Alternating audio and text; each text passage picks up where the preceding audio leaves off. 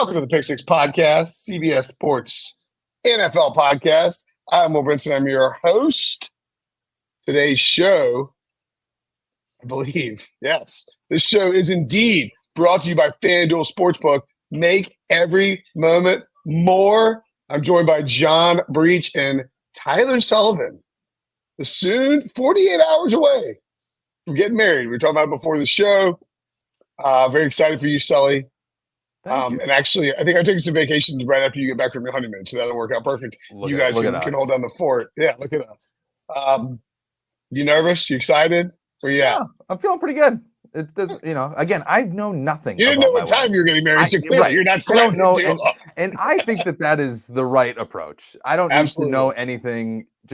All I know is to be in a tux at 2:00 at the place. Well, so see, that's the time. So like right. You know your time. That's all that matters. Right. If you're in a tux at 2:00 at the venue, there's a wedding planner who's gonna be like, you need to go here, you need to go here. And just the other thing I would tell you too, I hope that you have one of your friends. I always try to be this friend at weddings.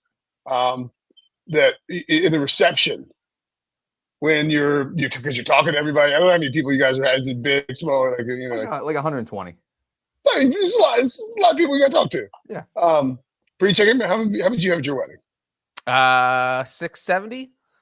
Okay, yeah. Yours was more. It was more. Don't get me wrong. Mine was a long time. This was not a 500 person. We had 400. It was impossible to walk 5 steps and not talk to anybody. And but I would say that it's nice to make sure you indicate to a friend of yours that one of your boys. You wouldn't mind if he was constantly rotating through to check the cocktail in your hand at the reception. Oh yeah, like the Kennedy package is what they call it, right? Exactly. Every time it gets a little low. Yeah, exactly. Anyway, we got a lot to cover in the show. We are going to talk about Pete Prisco's top 100 free agent list. I'm very excited to do that. We've done it with Pete in the past. Yes, Breech. Get off the show. Are we doing a live podcast from Sully's wedding? Is that what you told me before the show, Brinson? No, it's a Saturday. We are flying to Boston. Those are precious times. I don't know if we're taking it for that. Yeah, absolutely no chance of doing a live podcast on a Saturday in the off season. Sully getting married right before the combine. Hope you're in combine. Hope you're in the best shape of your life, Sully. Well, that's what we're doing a honeymoon. That's what I told her. You look slim. Just getting ripped. No. Before you want to be in the best shape of your life before you get married. You do, and it's all downhill. Downhill from there. I know. I was telling Nick Costas, Prisco actually posted a photo of me from 12 years ago on this text thread, and I was like, "Yeah, dude. Do you know what's happened to me in the last 10 to 12 years? Of course I look different. Come on, get a grip." And I was like, "Costas, you're gonna be, Costas is gonna be bald, fat, and the kids in hand screaming about NHL draft odds in 12 years." And I'm not saying you will, Sully, but no, I'm looking forward to it. That'll be great. Yeah. I'll try to work that in my vows somewhere. That'll be great. Definitely wouldn't do that. Anyway, let's get into it. Free agency begins on March 13th. Let's bring up Pete's top 10. I'll be honest. So we're going to nitpick the crap out of this top 10. Originally, I think it's not easy to do. My buddy Bill Barnwell, I go on Bill's show a bunch, but he always does Pro Bowl snubs. But when he does Pro Bowl snubs, his article, he believes, I think this is the right approach. If you're going to take somebody out, if you're going to say Jalen Johnson's not a top 10 quarterback, or you're going to say somebody should get snubbed in the top 10, you're going to be able to pull somebody out, And so I think that's a fairly good approach here. If you're Saquon Barkley needs to be in the top 10. I'm not saying he does. It's who are you pulling out of the top 10? I would ask you guys, is there anybody that you think is flagrantly included or omitted from this top 10 list of Pete's? You can see it on YouTube, youtube.com/@NFL and CBS. You also, of course, read it on CBSSports.com. For those listening, Kirk Cousins 1, Chris Jones 2, and Pete's a little weird about the positional value because Cousins 1, injured, but whatever. Josh Allen 3, Justin Madubuike 4, Daniel Hunter 5, L'Jarius Sneed 6, Jalen Johnson 7, Brian Burns 8, Antoine Winfield Jr. 9, and T. Higgins 10. Breech, anything stand out to you about? It could even be it's ridiculous that T. Higgins isn't higher. I mean, whatever stands out to you here about this top 10. You know what's funny is just looking at this whole entire free agency class, it isn't something that blows you away. So I don't feel like there's anything you could egregiously get wrong here. And look, as you said, Brinson, this is usually a time where we pick Prisco's rankings apart, but I didn't find a lot of things to dislike. And I really wanted to dislike everything because it's Prisco, and I just couldn't do it. So I don't really have a bone to pick with his top 10. I feel like he did a good job. I hope Prisco's not listening because that's a compliment, and I don't want him to think I ever gave him one. No, I mean, like I was sort of the same way, Sully, in which like I was like, we're gonna shred this top 10. And I was like, I don't know. I mean, like maybe you could move Cousins down and have Chris Jones up. Brian Burns. I mean, look, Brian Burns is probably gonna get franchise tag. Justin Madubuike probably gonna get franchise tag. A lot of these guys are going to actually be free agents, so it's a tough list to do. I think you could make the case that Brian Burns, even with the down season, did play in the 3-4. Like, so he's about a 25-year-old pass rusher. I don't know. I think he'd probably be a little bit higher. Cousins is coming off an Achilles injury late in the season. Maybe I'd push him down. That would be my nitpick. Anything for you, Sully? That's what I was going to say. Is the Cousins? I totally get it, and I'm with you guys for the most part. I think it's a solid top 10. I really don't have any issues with it. I get where Pete's coming from. Obviously, it's positional value. You want to get a quarterback when healthy. Cousins is a guy that could take you there. But boy, coming off an Achilles into his 30s. He does have more question marks than to just say he's a set and forget guy that you can plug in and be great. We don't know what it's going to look like post Achilles. We're all kind of in this like weird world now where I don't know, these Achilles injuries are now like ACLs where you just come back from them. I don't know if that's necessarily the case. So for a guy with those kind of question marks at that age and all of the questions about him as a player when it comes to winning in the postseason and winning in these tight games, it's a tough number one. But again, I can see where he's coming from. Well, and then I'll add on to that too. I think, and again, I got to pull somebody out here, so I'm going to. Oh shoot! I just closed his list. Of course I did. I'll get it back up. But the guy that I think, if you're going to put Kirk Cousins at 1, perfect. God, great job, Harry. Baker Mayfield. Excuse me, at 13. If Kirk Cousins is number 1, how is Baker Mayfield not a top 10 option? He's younger. He's had some playoff success. He's won in multiple places. He has the pedigree of being a first-round pick. He's got a really good year behind a good offensive line. He's a veteran quarterback. Now, I know we talked about it earlier in the week, Sully, like the Pats aren't going to go poach Baker from the Bucs, and Baker likely goes back to the Bucs. But I mean, if a team needed a veteran quarterback right now, I think you have a better chance of winning 10-plus games with Baker Mayfield than Kirk Cousins in 2024 because of the unknown of Kirk Cousins' injury. Yeah, I think that's totally fair. I mean, again, we're talking about positional value. That was the case that was made for Kirk Cousins at number 1. It just feels like Baker could be a touch higher. Again, he's 13, so it's not like he's down he's 27th or anything like that. Like he is still in the top 15. There is some value put there, but if we're talking about number 1 for Kirk Cousins, there isn't as crazy of a drop off as you may think with Baker Mayfield. I know that sounds a little crazy, but it's not that big of a drop. Well, it's like if Cousins is 1, and he's 1 because he's a quarterback. Obviously, it has to be. Yeah. Otherwise, then you think Baker should be in the top 10. Agree or disagree, Breech? I mean, if I don't really care. If I had an option between Cousins and Mayfield, I'm taking Cousins all the way. I just feel like he's going to adjust to a new system quicker. And the injury is the only concern, the only thing that would even make me slightly consider Mayfield there. So I do think there is a sizable gap between those two. And I understand what you said, Brinson, where you point out that he's had success in multiple places, that he clearly can fit in with any team that signs him. But yeah, I am fine with, you know what? I'll say Mayfield should be 12th, not 13th. Okay. Harry, if you bring that top 10 back up, I just want to, let's look at this really quickly before we play some Matchmaker. Of these guys, how many do you think end up actually becoming free agents? Like Cousins probably will, but he could easily just re-sign with Minnesota. There's some chat that some buzz that they don't want to guarantee his full contract like they have the last 6 years, and he really wants it to be guaranteed. like if you're signing Kirk Cousins, you're expecting him to play the entire time. So I would be surprised if they don't cave there. Chris Jones, the Chiefs picked up his option. He's basically said he's coming back. Josh Allen, franchise tag. BK, franchise tag. Daniel Hunter, free agents. L'Jarius Sneed, they Chiefs need to bring him back. Jalen Johnson's an ascending young player. Brian Burns, franchise tag. Winfield, franchise tag. And Higgins, franchise tag. Any disagreement on those assessments? No, I think Hunter's the guy that's probably going to get through. Yeah, I think if I had to rank these players based on their chances of hitting free agency, Hunter would be number one. One of the two Chiefs players would be number two, probably Sneed, and Cousins would be number three. Yeah, and so like that's you got to think about when Pete is putting this list together because he has to constantly revamp the list. It's like it's a pain in the ass to do, to be perfectly frank. And if he's constantly revamping and you get through the franchise tag period and you get to free agency, this list is going to look completely different.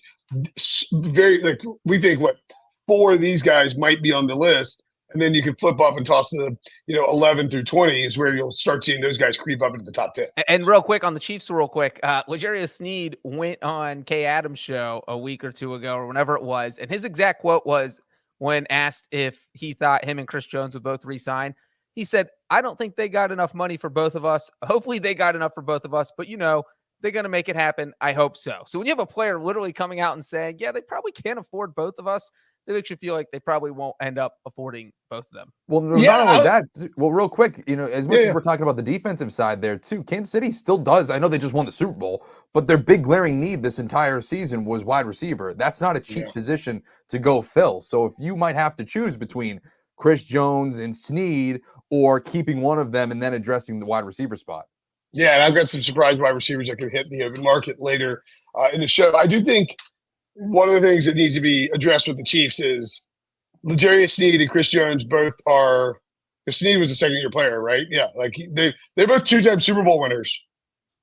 Yeah, Chris Jones has won 3 Super Bowls.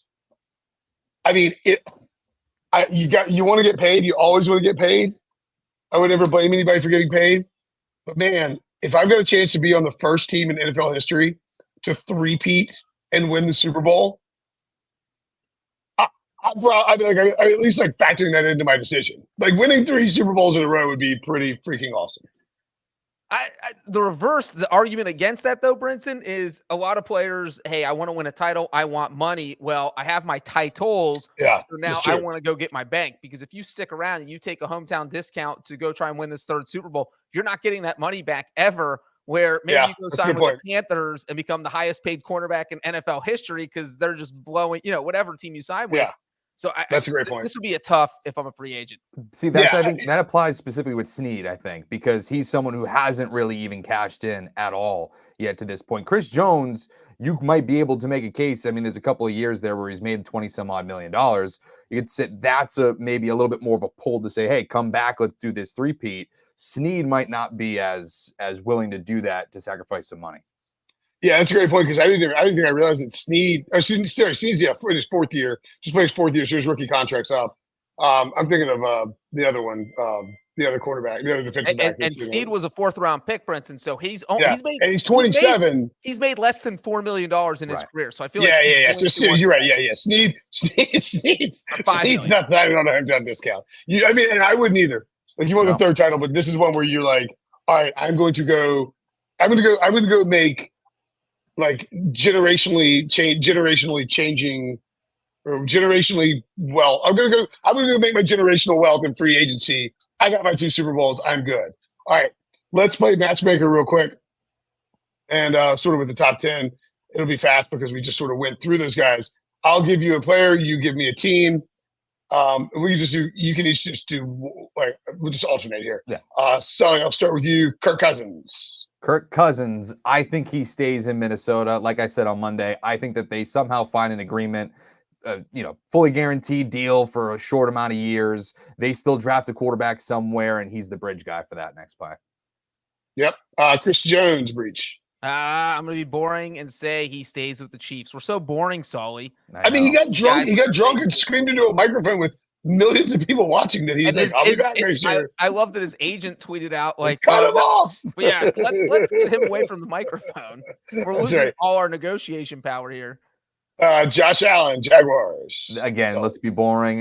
He's going to get franchise tagged. See, that's the problem. Like once we start to get a little bit later, we'll start to be able to pinpoint other landing spots. But he's like we said whenever we would talk Tuesday, clear cut. The easiest guy to peg is the franchise tag candidate. Right. I mean, him and Brian. We go. Not a BK franchise tag. Yes or no, Breech?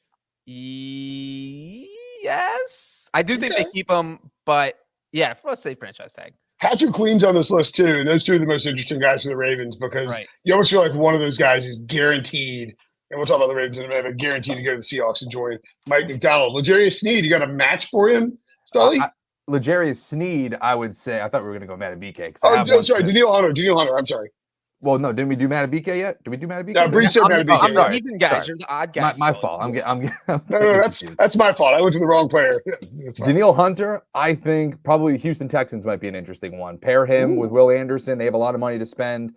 Defensive-minded head coach. That could be a landing spot there. I like that. How about L'Jarius Sneed, Breech? As much as we argued about it makes sense for him to go to a new team and get a huge paycheck and sign for as much money as possible, I do think he ends up staying in Kansas City. The other thing about Kansas City is, and I think we overlooked this when the signing happened because it was such an insane contract. They get Patrick Mahomes a 10-year deal with all this money. That basically, it's like basically I'm dumb today, but it's basically like an ATM for salary cap space.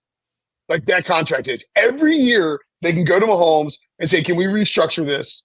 And he's like, and in fact, I don't know if people know this or not, but in most modern quarterback contracts, and a lot of modern just all NFL contracts, there is a automatic restructuring clause written in. I'm fairly certain Mahomes has this. Basically what it means is the team doesn't have to go to the agent or the player to restructure the contract. They've already built in what the restructures are. They can just exercise a clause, hand Mahomes a bunch of cash, and free up salary cap space. And teams have done that because and players are willing to do it because they love it. They get cash in hand and they restructure their contract in a way that's friendly. It's been a really nice way of avoiding a bunch of extra legal time in the offseason and holdouts because you can just say, hey, restructuring this deal, extends it out, gets some more cash, and it's really smart. So yeah, Sneed, I think that could make sense. Jalen Johnson, Sully. If he doesn't stay with the Bears, I love the storyline of him staying in the NFC North and signing with the Detroit Lions. They need help in the secondary. They have a little bit of money to spend. I think they have like $52 million in space, if I'm pretty certain. If that were to happen, I think that is one of the pieces 50.3 per helps put Detroit over the top. That was one of their biggest Achilles heels last season was the secondary. You bring in a guy that's young, can fit with that core. I think that would make all the sense in the world, and a little spice because it's in the division. And for the record, the teams with the top cap space: Commanders $73 million. This would be over the cap. Pats $69 million. Nice. Bears $66 million. Titans $65 million. Bengals $59 million. Colts $58. Texans $54. Lions $50. All those are all the teams with more than $50 million in cap space at the moment. Breech, Brian Burns. I do think they use the franchise tag on him. It seems like these two teams are still, it seems like these two sides, Burns and the Panthers, are just not on the same page. Because, look, if you're Brian Burns, you know you're one of the top players of your position, that you deserve a big contract. And you also kind of know what other teams think of you, because you had the Rams offer 2 first-round picks for Brian Burns just a couple of years ago. So that's part of your negotiation where, look, these other teams are going to pay me, so you better pay me. So I'm not sure if they'll get a long-term deal done, but the Panthers would be crazy not to franchise tag him. Yeah, and I really think that Brian Burns is a candidate. I think that you could even say tag and trade. Like, he's 25. He's a great young player. We talked about this on Tuesday, but Evero, their DC, came in and changed him into a 3-4. He stuck around this year. At least it looks like he's going to stick around because the Panthers are refusing to let him go interview or anything. And Burns' production fell off a cliff. And so it would be very Carolina to tag him, keep him this year, have him play poorly in this scheme again, and then go somewhere else and be awesome. I mean, that would be right on brand for the Panthers. All right, Antoine Winfield, Sully. I'll go quick on this because we said it earlier this week. He seems like a clear-cut tag guy. If they're not going to tag Baker, they're not going to tag Evans. He's the guy. And your boy, Breech, T. Higgins. Since we have been so boring and not giving a lot of options for these top 10 guys, I will say 3 options for T. Higgins. Number 1, obviously, the Bengals put the tag on him, keep him. That's what I would love to see. Number 2, he reunites with Brian Callahan in Tennessee. If there's anybody who appreciates what T. Higgins can do, it is absolutely Brian Callahan, who was Higgins' offensive coordinator in Cincinnati. And we'll throw out the wild card. What if the Kansas City Chiefs, that is the home run they go after, and they try and get T. Higgins? So I will say one of those 3 teams is where Higgins ends up. I've been doing a bunch of underdog best ball drafts. It's called like the big board, and it's before free agency and the draft. So like the rookies are in there, and like you just, I don't know, like I find it really interesting because it's like for instance, I did one where I paired Kyle Pitts, Bijan Robinson, Drake London, and then I added Justin Fields. Where it's like if Fields goes to the Falcons, that team is like all of a sudden I got great values on those guys. And then but I've been doing a lot of Mike Evans, T. Higgins, and Mike Williams paired with Patrick Mahomes, with the idea being that if one of those guys hits free agency and goes to Kansas City, like they're where they're being drafted, like they would skyrocket in terms of their value. So I don't know. I think in other words, I think you're onto something there, Breech, with the Chiefs idea. All right, let's take a break. And when we come back, we'll talk about some free agent home runs who might be flying under the radar. Next. Out there are 2 colossal beings, both forces of nature in their own regard. But in here, as soon as the chute bursts open, the duality of man and beast begins to fade. This is PBR on CBS Sports Network. Free agency frenzy continues on the Pick Six podcast. Pete Prisco's top 100 free agents are out. You can read it on CBSSports.com. We just talked about the top 10. Now we're going to talk about some dark horse candidates who can end up signing and being home runs for the teams that grab them. Has to be somebody outside of Prisco's top 15. That's the only rule. This free agent dark horse segment is brought to you by FanDuel Sportsbook. Make every moment more. I think that it's very possible we missed the original rule that Harry correctly put in there with top 15, which is why I see Sully scrambling on the old rundown. Was Marquise Brown inside the top 15? He was 34th, but the same rule applies because it goes off to the conversation that we were going to have. I have to double check if he's on here. If he's not, Kendrick Bourne certainly applies for me. He's a guy that. Wait. But you just want to shift to Bourne. Well, if we're doing outside of the top 50, Sully, he's not on the list. You're breaking the rules either way. You're just inventing it's free agent list. It's outside of the top 15. Oh, 15. I think you said 15. I was like, oh, okay, well, I'm screwed. Oh, well, then, yeah, no, Marquise Brown, screw it. I didn't hear you right. All right, break down Marquise Brown. Give it out. No, goes off of what we were just talking about with Kansas City. I think that he's someone who they should target. I think that he's someone who kind of gives you what Tyreek Hill had, not obviously to that same level, but a speedster, yards after the catch.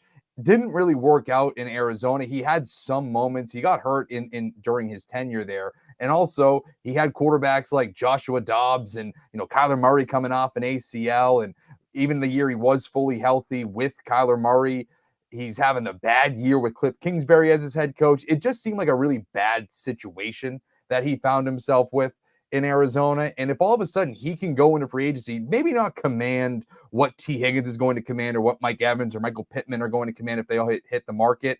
He's someone who, with a lot of these wide receiver needy teams who are looking for speed, I think could be really underrated.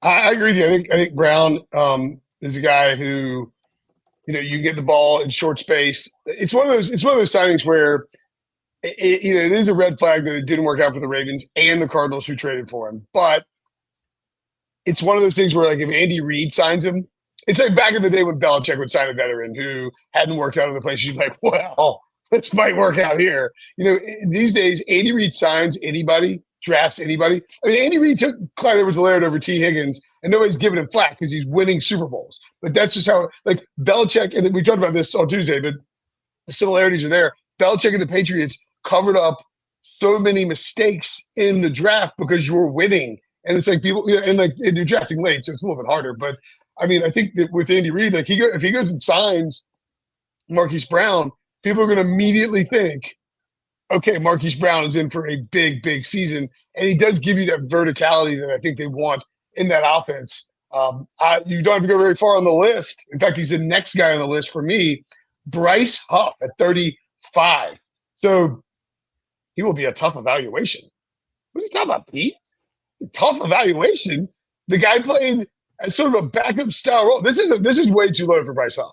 And I'll be honest. I got onto Huff before this season because of Dews. It was a big Jet. He was like, Dews, like, this is the guy who's going to be a sleeper in terms of putting up sacks. You know, they're loaded at defensive line in New York. They bring him as a rotational guy off the edge, and he just gets to the passer. I think that Huff should be higher than 35. I think it's weak sauce by Pete that he doesn't have a good evaluation on him. Like, the guy's been really productive in a short amount of span in terms of a pass rusher. We've seen what you can do when you expand that role to a full-time gig. The Jets, it's not like the Jets were like holding him back because he couldn't. They were holding him back because they had too many players on their defensive line.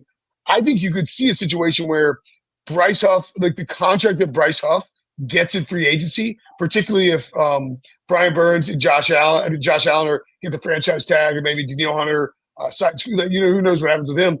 Huff is younger, doesn't have the wear and tear, and has been really productive in limited time. I think Huff could get a monster contract that will really surprise some people. Well, Brinson, let me ask you this with Bryce Huff, since you mentioned that at the beginning of the show. If you think he should be higher, where should he be, and who should drop down? I'm muted, but I'm glad you asked that, Breech. I think that, the other guy that could be on the list too is Chase Young, by the way. I mean, like, would you rather, like, what are you going to have to pay? See, I think you're going to have to overpay for Chase Young. And, like I think whatever you pay for Chase Young relative to what you'll pay for Bryce Huff, I think their contracts will be a little bit closer than people think, one. But I think that Huff will outperform his contract versus Chase Young, who's at 27. And I think, Leonard Floyd at 28, I'll take Bryce Huff over Leonard Floyd. Because Leonard Floyd's a one-year rental. He's a good guy. We'll talk about him in a minute because he's on my veteran list. I think he's a good ad for a team that needs like help as a pass rusher for a one-year rental. But if I'm trying to get somebody who I think might be, a future like star on my defensive line, I think Bryce Huff, at just 25 years old, by the way, it could be that guy. 10 sacks last year, didn't start a single game. Double-digit sacks, 35 is way too low for this guy. Yeah, it's one of those things that, like, when we're talking about, where they rank, every team has different values. I mean, you're talking about 25-year-old pass rusher. Would you rather have Saquon Barkley or Bryce Huff? I mean, that's not even close. Sure. Yeah, no, that's totally true. But when we're talking about, like, Leonard Floyd and stuff and other players like that, maybe he's more valuable to a team that's right in contention. They just want the one-year rental. So that is a tough thing to parse here when we're trying to say what teams are valuing Bryce Huff over, like, Leonard Floyd, just to use the example, or Chase Young. Yeah. Should we move on to my guy? Yeah. Let's do it. I took the very last guy on the list, number 100, who I think Prisco only put it there as a shout out to me as a personal favor. Number 100 on Pete Prisco's list is none other than Gardner Minshew. Look, we know no one has been higher on Gardner Minshew in his entire career than me. And I think if we learned one thing last season, it's that you need to have a good backup quarterback. Look, you're probably not going to win the Super Bowl, but if you want to at least keep your playoff hopes alive and have a competitive team, you look at all the teams that lost quarterbacks last year. Aaron Rodgers went down. What did the Jets do? Nothing. Kirk Cousins went down. What did the Vikings do? Nothing. Joe Burrow went down. The Bengals at least finished with a winning record, but did not make the playoffs. The Giants did nothing with Daniel Jones. Not that they would have done something with Daniel Jones. And so you look at the Colts, and Gardner Minshew did a good job coming in and kind of keeping the ship going on the correct course throughout that season. And so I think if you're in the market for a backup quarterback, if you have a quarterback coming off a serious injury, like, I don't know, the Jets, or if you're the Vikings and you re-sign Cousins and you feel like you have a backup who might end up playing at some point in 2024, Gardner Minshew should be your guy. Yeah, I love that. He's somebody for me up here in New England. I've been saying all along, he could be a guy that you bring in, similar to like Jacoby Brissett's of the world in those types of players, to bring in if you have a young quarterback that you might not think is 100% ready to start week one. He's certainly someone that could come in, keep you relatively low in terms or a higher floor, and kind of keep things afloat until that young quarterback is ready to come in. Or, like you're saying, if a team like, I don't know, Minnesota loses Kirk Cousins, they draft a guy on day 2, or they get a guy, I think they're picking like 11th or something like that. If they don't think that dude's ready right away, you bring in a guy like Mark Gardner Minshew. I think that makes all the sense in the world. Well, I mean, how about the fact that, like, if Gardner Minshew isn't in Indianapolis last year, maybe Shane Steichen definitely doesn't come, one game away from making the playoffs. And maybe we're talking about like early hot seat for Shane Steichen. He was in the coach of the year discussion because you lose Anthony Richardson, a guy who in that system, the way they want to run him, it's going to be dangerous for him. You need a good backup. I mean, the Colts would have cratered without Minshew last year, to be perfectly frank. It would have been what we're talking about with Chicago, whether it's you draft, Caleb Williams or keep Justin Fields. We would have had these same conversations because they would have a top 3 draft pick. That's a great point. All right. This free agent dark horse segment has been brought to you by FanDuel Sportsbook. Make every moment more. Shout out to the CBS Sports HQ producers, Noah and Jack. Noah Mandel, Jack Caporto. We actually asked them, hey, do you have graphics that we can use on the pod from HQ? And they were like, we sure do. Here's what we've got. Do you want any more? And Harry and I were like, yeah, can we get like a list of all the running backs on Pete's top 100? And 30 seconds later, they sent it back. It was great. So shout out to those guys. Love those guys. We work with those guys all the time, and they do fantastic work. It should be recognized, except for when Noah had me slimed and I fell on my back. Breech got to slime me because of Noah. But I told Noah, thanks to this running back list that he put together, I may take him off as a personally named defendant in my workers' comp lawsuit against Paramount and CBS for being injured. Breech, you're still on there, buddy. Don't worry. Coming after your family. Pete perennially complains that running backs, you shouldn't pay running backs. Don't pay running backs. Don't draft running backs. You just throw the guy in there, run until he's dead, and then you buy another one. You just get another. It's cheap. Dumb position. Don't do it. And then Pete comes out here and ranks 8 running backs in his top 100. He does this with his top 100 players too. It's like Derrick Henry at 4. It's like you say running backs don't matter. Speaking of Derrick Henry, he's on this list, a list which, by the way, I mean, this is a fantasy football gold mine in terms of the guys that have produced, guys who are big names.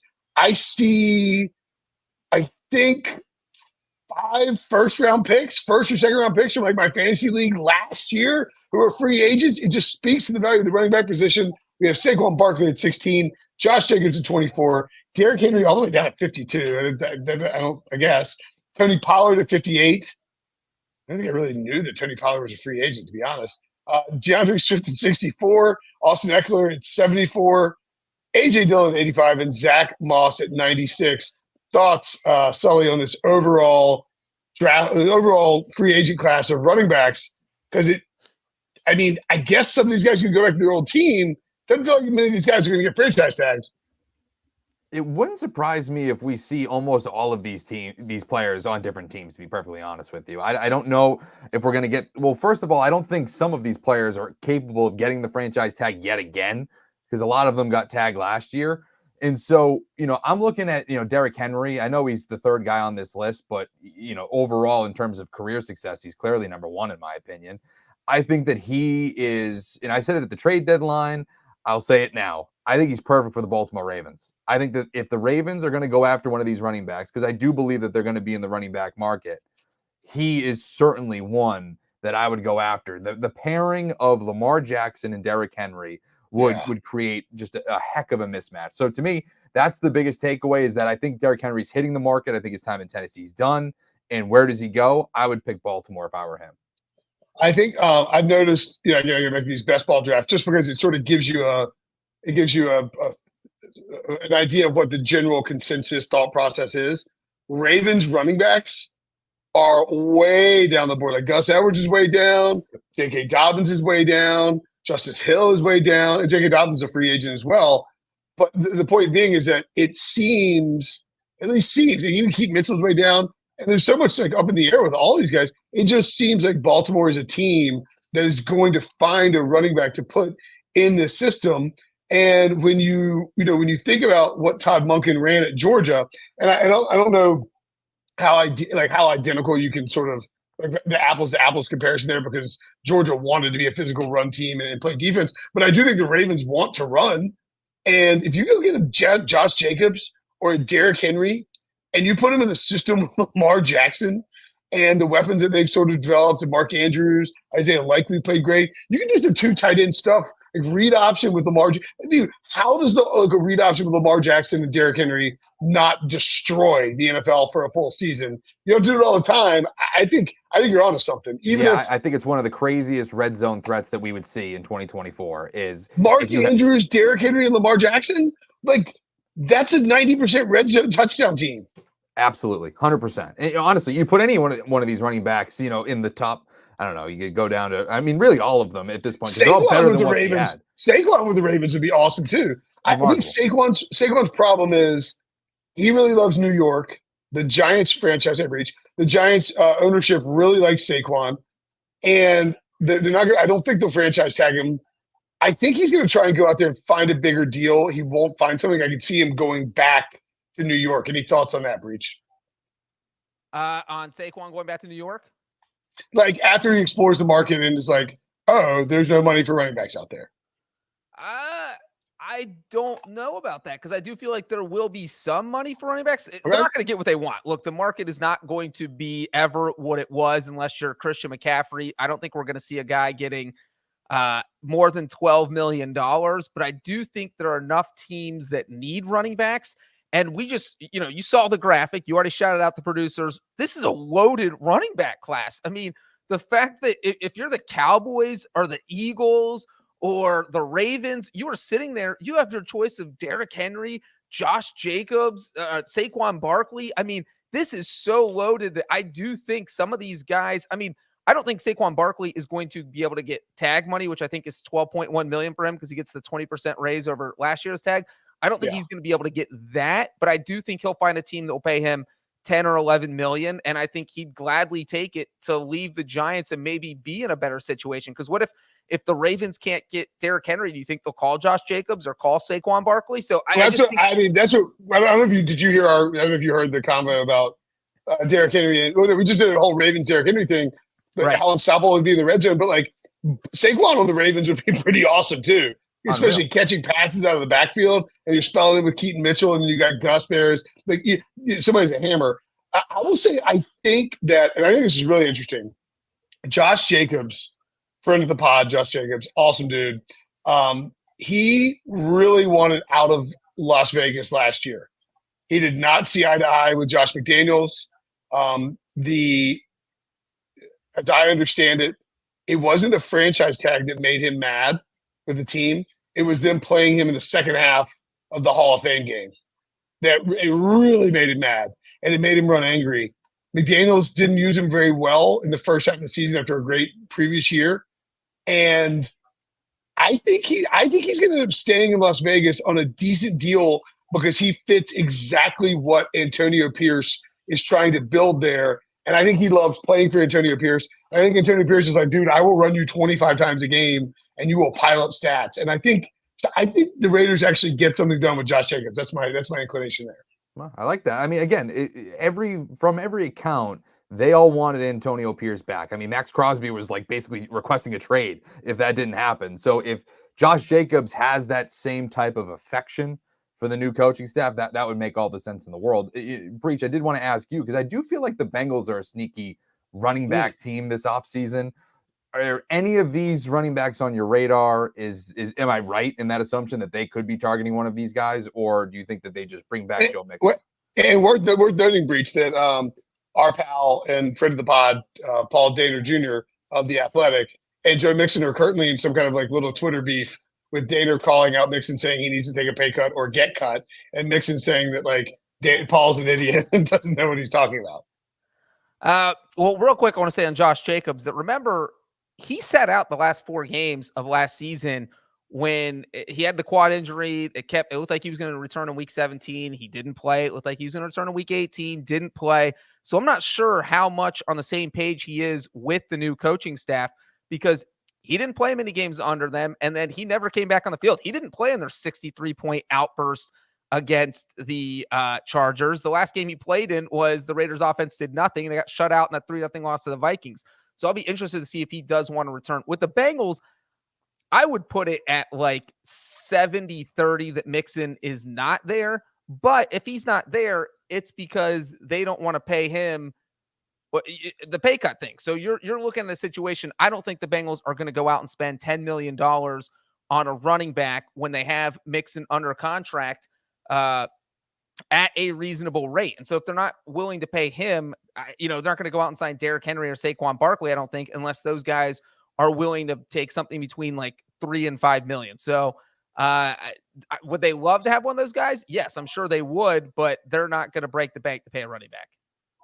The Cowboys, really quickly, I don't want to expand the segment too much, but I do think the Cowboys are really interesting. And look, hand up, I really don't think I forgot that Tony Pollard played on the franchise tag because he got tagged. He signed it so fast. I was like, he's a free agent. Rico Dowdle's a free agent. He was coming off a broken leg. Of course he signed it. He's like, wait. Well, no, I know that. He wants his he's money. Like 10 million. He's like $10 million free bucks. But I just wonder, Rico Dowdle's a free agent. The only running back the Cowboys have under contract right now for 2024 is Deuce Vaughn. And it's not a huge deal because there's all of these running backs who are free agents. But man, a Mike McCarthy offense with the Saquon Barkley or Austin Eckler or, I don't know, Derrick Henry. I mean, I don't know. Do we think the Cowboys are going to just sort of – because sometimes with Dallas, you'll have situations where a guy like Tony Pollard will just – you just want to stick around Dallas, it feels like maybe sign for a little bit less. But he wasn't very productive. Dowdle was better. I don't know. The Cowboys situation just looks so interesting to me. Yeah, I think that they could bring, honestly, any of these in. But to me, I think Austin Eckler would be the most fascinating because if they just want to go all in on just airing it out and just saying, hey, we're gonna throw it all over the field, we're gonna throw it out of the backfield, we're gonna just basically, throw the running game off to the side. Obviously, being a little facetious, but that to me, I think would be an interesting one because you have a guy in Austin Eckler who has been with the Chargers his entire career. It's, for the most part, been an afterthought franchise in the city that they're currently in. And then they relocated from San Diego. If you could just all of a sudden put the star on the side of your helmet and be the running back for the Dallas Cowboys, I think that would be very attractive for him. And even someone like Austin Eckler, where you have a guy who can catch passes out of the backfield. Yeah, that's what he just says. Or Josh Jacobs. So I was going to go through.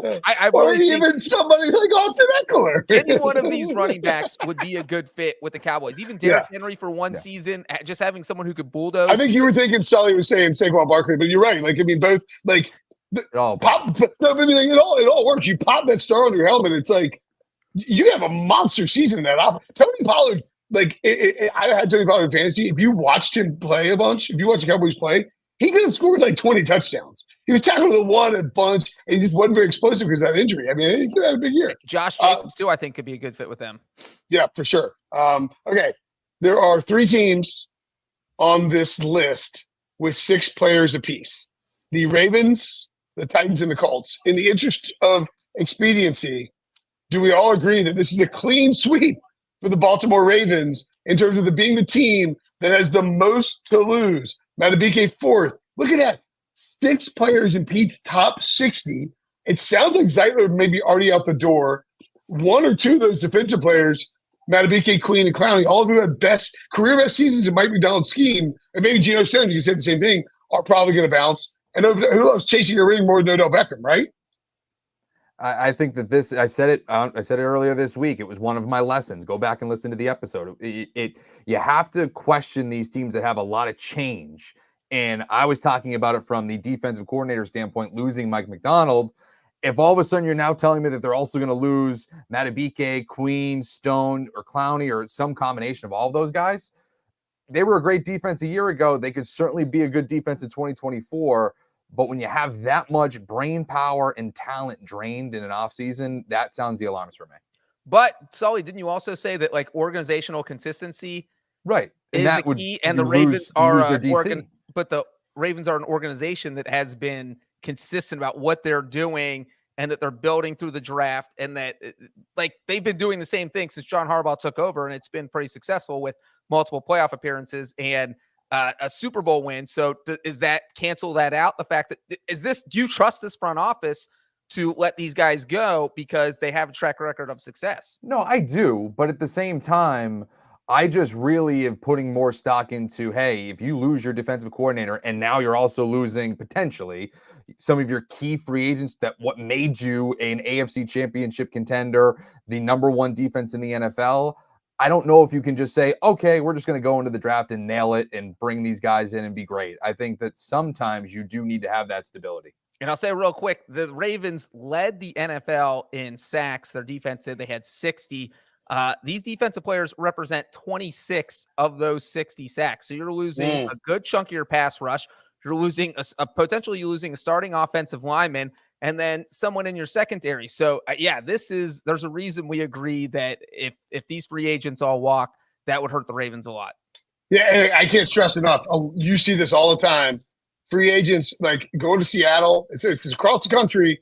These dudes have been all over the place. Like these guys have been all over the place their entire lives. You follow Mike McDonald, that scheme that made you a highly valued free agent. Mike McDonald probably going to be willing to, assert some influence and be able to pull guys in. All right, let's take a break.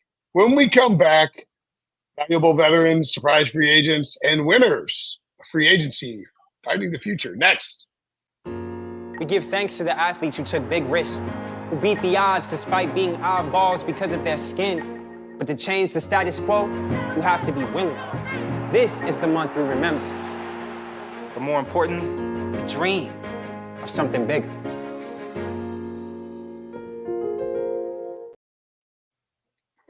Free agency bonanza continues here on the Big Six Podcast.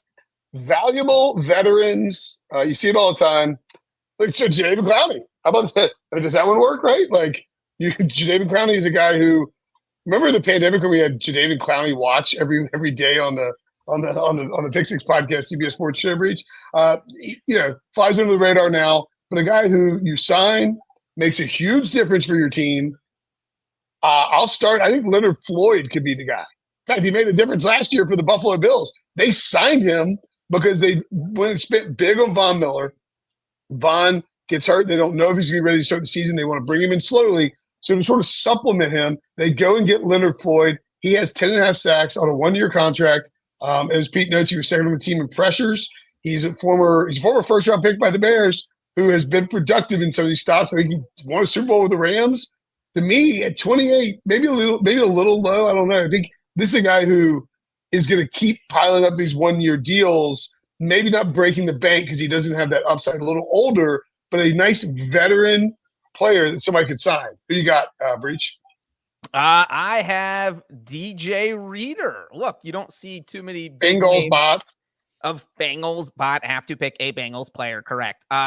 Look, he's a great run stuffer. He's somebody you want. He's a veteran. He's going to turn 30 in July, so he fits that veteran mold, especially when you consider he's going into his 9th NFL season. And when you have somebody who can clog the middle like that, that opens things up for everyone on your defense, whether that's your pass rush, that helps your linebackers. And so what he's been able to do in Cincinnati, he's been a key part of that defense. I think it would be spectacular if the Bengals were able to resign him, but if they cannot, and if they don't, he would be a huge signing for any team out there that really needs a run stuffer in the middle. And as Pete notes, the late season injury that could often end up with a one-year deal. And that's a guy, DJ Reader, you added on a one-year deal. He's playing for a contract, could really impact the defense. Who you got, Sully? Oftentimes when we talk about these older guys, it's to Super Bowl contenders, right? I mean, they're looking for somebody to latch onto to win a title. I think Stephon Gilmore is one of those guys that he's at this stage of his career where he's going to pick his spot to go to a legit contender and also be a legitimate force in that secondary. I think Detroit is a team that should be going after him. I mentioned them with Jalen Johnson. That's kind of the home run swing. But if you are the Lions, who allowed like 7 yards per catch last season, you have to fix this secondary. Stephon Gilmore is someone who not only is a former defensive player of the year, he allowed like 55% completion percentage when he was the primary corner in coverage, but he's won Super Bowls. He knows how to get over that hump. He's made big plays in AFC Championship games.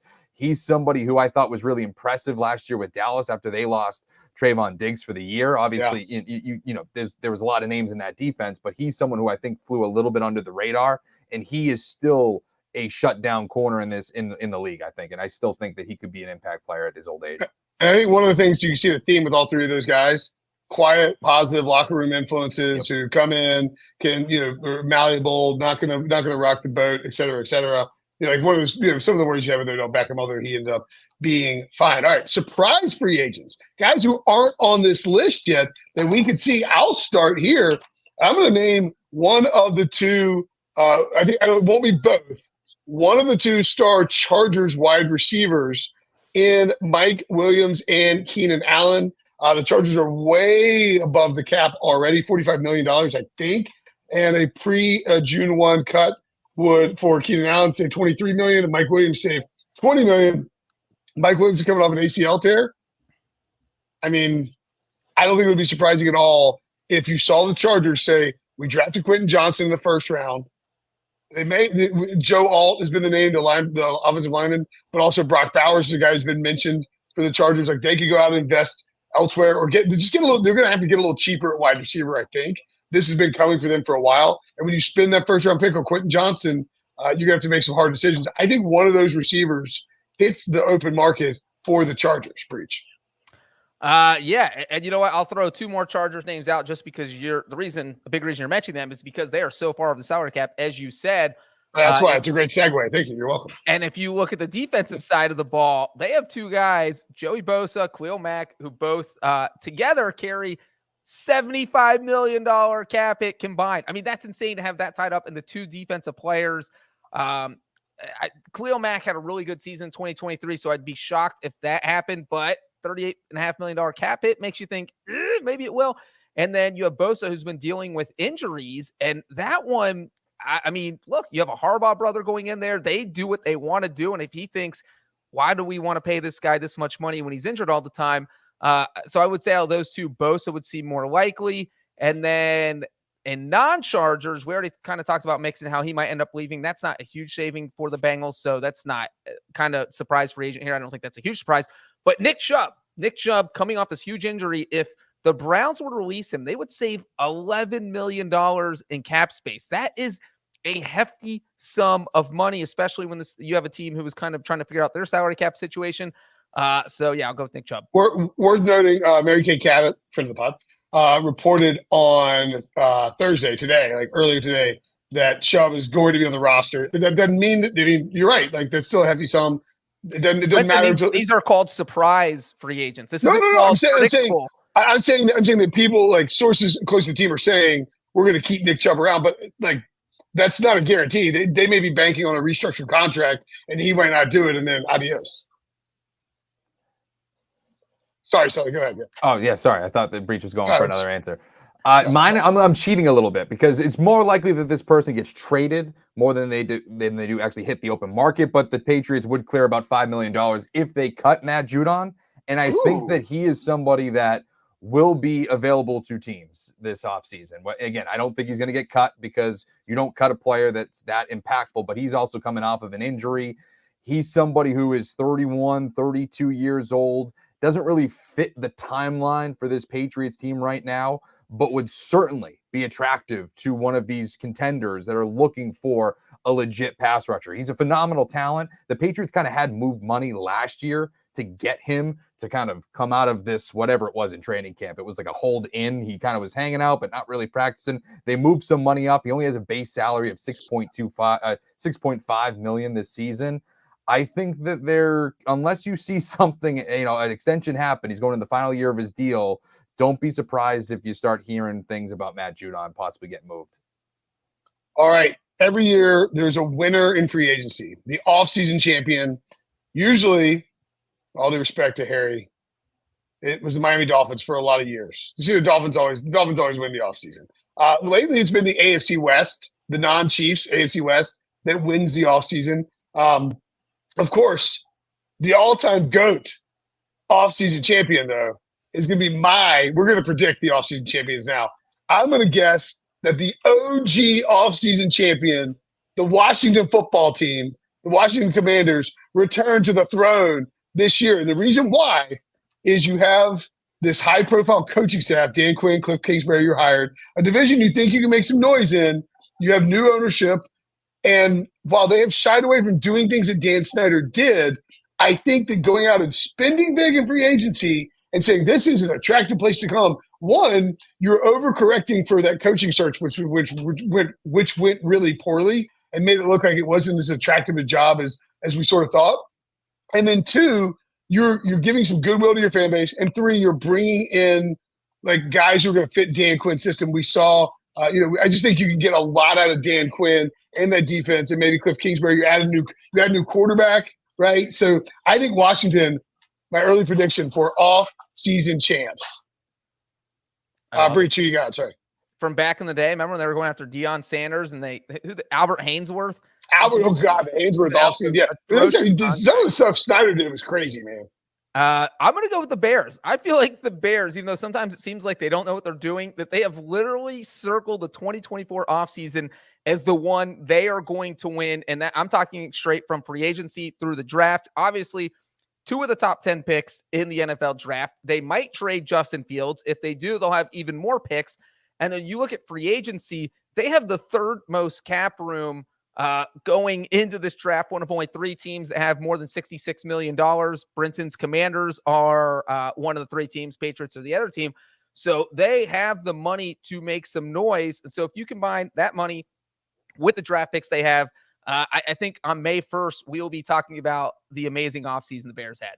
Well, and the Bears kind of tried to win the offseason last year. They spent a bunch of money. So there is a history of Ryan Poles doing this. We've also, Matt Eberflus still kind of on the hot seat-ish. So it's like if you want to shore everything up around a young, I think it's a good idea to go after a team that might secure pieces around a young quarterback that you're adding, or Sully, perhaps a quarterback that is on the rise or already arrived. Yeah, and that's why I have the Houston Texans as the likely winner of the offseason, because they already have their quarterback situation figured out. They already have their head coaching situation figured out. They were able to keep Bobby Slowick, their offensive coordinator, who we referenced earlier this week, one of the early wins of the offseason. And I think that ball is only going to continue to roll, because now that you have Stroud in place, you already have a pretty solid offensive line in front of him. It's not like you have to recreate that overnight. Now it's the fun part. Now it's like, all right, what wide receivers do we want to put Tank Dell and Nico Collins? Mike Evans is from Houston. Right. Let's bring in Mike Evans. Let's bring in T. Higgins. Let's see what Michael Pittman's availability is in free agency. This is where you can start to get a little fun, and you have a quarterback on his rookie deal. You have top 10 cap space in the league. This is the time that you start throwing the wallet around to build it around C.J. Stroud while he's still on his rookie deal. You can bring in high-impact defensive players, skill position players. I think it's going to look real sexy, by the end of this summer, where you're like, okay, the Texans, they really loaded up, and C.J. Stroud, year 2, let's see what he does. And I could see a lot of people jumping on that train. And the Texans went out and secretly got a bunch of free agents last year. They were sort of under the radar, like Sheldon Rankins type on the defensive side of the ball. And it worked out like in the way. And now you could see them maybe make that push, knowing we have C.J. Stroud on this rookie deal. I think that's a great call. Like all 3 of those choices. If you like those choices, give us a like on YouTube. Give a like anyway. Hit the subscribe button. Turn on alerts. You'll be notified when we go live. This is the time of year, free agency, when this podcast thrives. Live shows when DeAndre Hopkins is traded for Todd Gurley, or no, excuse me, who was it? Who did he get traded for? David Johnson. David Johnson, thank you. Yeah, my brain's kind of broken today, but you get the point. Free agency is the time. Or when we break Todd Gurley stories. No, you broke the Todd Gurley story. That's right. Now is the time to subscribe. Is the whole point. Thanks for watching. Thanks for listening. Give us a download. Hit the 5-star button on your favorite podcast platform. For Sully, for Breech, I'm Brinson. We'll see you guys later.